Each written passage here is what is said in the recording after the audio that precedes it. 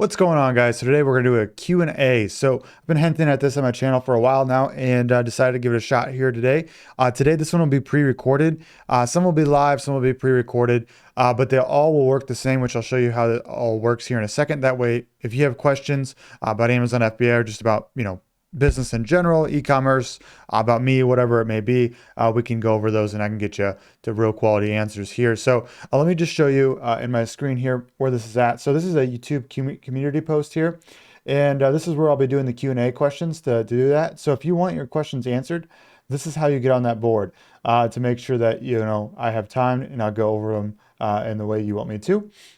To find this Q&A section, if you go to my homepage, CameronJames.com here, and go over to the community tab, you hit this bad boy and go down. You can see I have post here, but if you go down and find the Q&A post, this is the one where you're going to leave a comment in to get your questions answered here. So we see, exactly what's going on here. So I'm going to go ahead and answer these, work through this, yeah, go from there. But this is how it's going to work moving on. I might do these once a week, once every other week, just kind of how we got questions. Just look for the Q&A post and just stay tuned on Sundays here to get the updates. Cool, guys. So let's go down and we'll start answering this question here. So from Edwin, when it comes to product research, what's high demand with low competition? And also, when it comes to product research, does that mean you find a great product, look up the product at a wholesale, or you have to come up with a brand name, get it manufactured, etc.? It gets quite confused when many FBA sellers on YouTube stating this. Thanks. So product research, high demand, low competition, just simple economics, right? The law of supply and demand here. So if we have high demand and low competition, so low supply, then there's going to be an opportunity for us to start selling stuff because there's a need for that product. So that's what we're looking at for that. Now this is what we really want is to find demand and then find our own little angle into the market, just because, this is just such a generic term, what's high demand and low competition. So in Amazon, I guess high demand would be you're doing 5 to 10,000 a month at least in revenue, and there's not that much competition. Maybe they have low reviews, under 250 reviews. Maybe they have maybe there's only 4 or 5 sellers total on that listing, or maybe there's no one selling it at all, but there's a real demand out there and social proof that it would actually work. Next, and also when it comes to product research, does that mean you find a great product, look it up, product at a wholesale? So no, I don't like wholesale. That's a whole different model. So when it comes to Amazon FBA, there's private label, there's wholesale, retail arbitrage, online arbitrage, all that good stuff there. I do private label, which is branding your own products, which you state right here, or you have to come up with brand name to get it manufactured. So that's what I do. I go and find a product that already exists on Amazon, essentially. We improve it. We put our own brand name on it. We get it white labeled or private labeled, whatever you want to call it there, pretty much the same thing. It gets confused with FBA sellers on YouTube stating this. Yeah, that's the thing. So wholesale is a different model than private label. I personally private labeled over 50 plus products. So making my own brand, this is the way I think is best on Amazon, because you're going to have higher margins. You're going to, be able to create a brand possibly. You're going to have, diversify your sales channel. You can sell this business later. You don't have to compete with the same buy box with 100 different sellers, everything like that.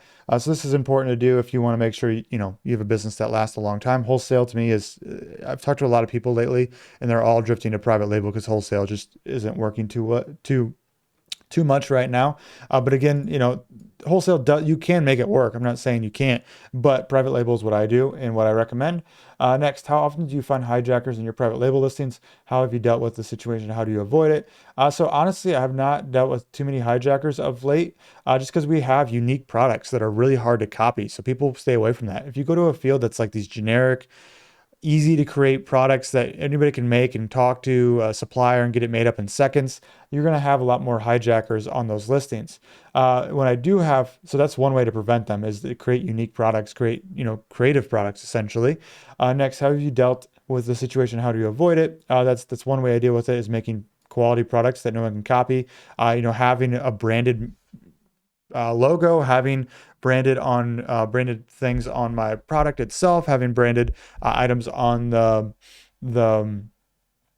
packaging really helps out as well. And then if people do hijack your listing, there's tons of ways you can, write them a message and let them know, like, hey, I don't give anybody permission to sell my brand, so let's not do that. We will take measures into our own hands if we have to, as in, whether, when it comes to the law, right? Because that brand is yours and they just can't sell counterfeit products on Amazon. There's some other tactics in there, but I won't get into that. But, just make sure that you are selling good high quality products that are, in your own way, creative, your own angle, everything like that, branded. Dimitri, what is your launch strategy? How do you gain first reviews? Are you using Vine? Yeah, so I definitely use Vine. I think that's a great way to do that. It's easier than ever to get brand registered on Amazon now, and you can do that within a week. You don't have to wait months or a year like you used to when you first started this thing. Thanks for the work here. Find your channel the most practical and useful here. Thanks, man. I appreciate that. But yeah, that's my launch strategy is, getting on Vine. It, it depends on the product field too, right? You can do PPC. You could do giveaways, which there is, some rebate key stuff going on right now. If you're using that you could be careful with terms of service, but there's still ways to do that. You just got to be smart about it. You could do influencers. You can do paid ads. There's, again, 100 different ways you can do this, and it depends on the product niche and your skill set. So if you have a really good skill set with digital marketing, then we'll talk about that. If you don't, we got to kind of figure out what's best for you, depending on the product field too, right? You can't run You're selling toilet paper, you can't do Instagram influencers. That's not going to work. We have to have a sexier product or something that makes a lot more sense and is niche down where there's actually influencers that cover that type of niche or that type of product, right? So that's kind of what I do. I usually write it out when I first start, right? Make a three-step plan of like how you're going to get reviews, where we're getting our first sales from, what we're doing, and then consistently follow it and just make, little moves to make sure everything's going. Because you don't see launch effects within the first day or two. It usually takes like 2 to 3 months to kind of stick and hold. Next, Jessica. Hi, James. I have my store all set up. Now what? What's the first kind of advertising I should do? What's the best way to hit the ground running without spending more than necessary? So obviously PPC, you're going to have to start, and it's going to cost money, right? But it's worth a try, maybe 20 bucks a day, 30 bucks a day to start out, maybe 15 bucks a day, depending again on your budget. That's different for everybody, but you want to try it to see if it works, get traction, kind of figure out what your best keywords are. That's a really good way to kind of start. And just kind of like what I talked about with Dimitri here, what type of product is it? Like, is it seen on Instagram, YouTube? Like, what's your skill set? Have you made a ClickFunnels page before? Did you put a product insert in there? Do you have social media pages yourself? Like, what are we doing there? Are you in the Vine program? Are you brand registered? Do you have enhanced brand content? Are you running PPC? All that good stuff. So you have to really figure out what's best for you and your budget and make a plan and just stick with it and then just make necessary changes as you go on there. Anam, I just started selling on Amazon and I sent products 2 weeks ago and just 2 products sold. How much units should I send, or how much money I should invest in the beginning? I should start selling on Amazon. I sent 2 products 2 weeks ago and just 2 products sold. How many units? I mean, I want to sell thousands of products. So 2 products is not that much. So I send as many as you think you could sell. If you can sell more than 2, send in more than 2. If you got hundreds of units, send those in. I mean, you don't want to go overboard right away, but you definitely just don't want to cap out at 2. Like, you're going to get no momentum at all when it comes to ranking and all that good stuff.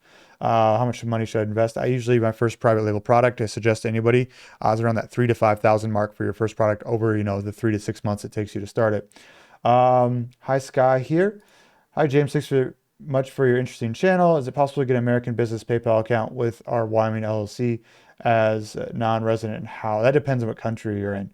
I would do a Mercury bank account and then link that with PayPal. So I do a Mercury account because you can do that with your Wyoming LLC as a non-resident, and they take pretty much every country besides like 20 of them, and you can link that with your PayPal. That's the best way to do that. Space Extreme, yeah. Best model to go for with 10K PL, wholesale or online arbitrage, long-term, private label, dude. It's because wholesale, just think about it. Like, retail, online arbitrage too is just too much work. Amazon hates it. So if you get caught or you do something wrong, you're going to get suspended. It's going to be hard to get that up. It's more competitive than ever. Wholesale thing, same thing. Like, it's never been harder to get brands to give you permission to sell. And when you do get permission to sell for the ones that are easy, there's already 100 other people on that listing. It becomes a price war. It's just disgusting. Your margins are disgustingly low. You need a huge volume, which takes a huge inventory cost to start anything of great magnitude, right? If you're at 10% margins and you want to make 10,000 a month, you need to sell $100,000 in goods per month. How much is that in cost of goods? So you're putting up what? You're putting up $50,000-$60,000 a month just to make 10,000. Like, eesh. We could do that with a private label product with 30-40% margins, and we can build upon it long term. We can build a brand around it. We can sell that brand later. We can expand and diversify sales channels.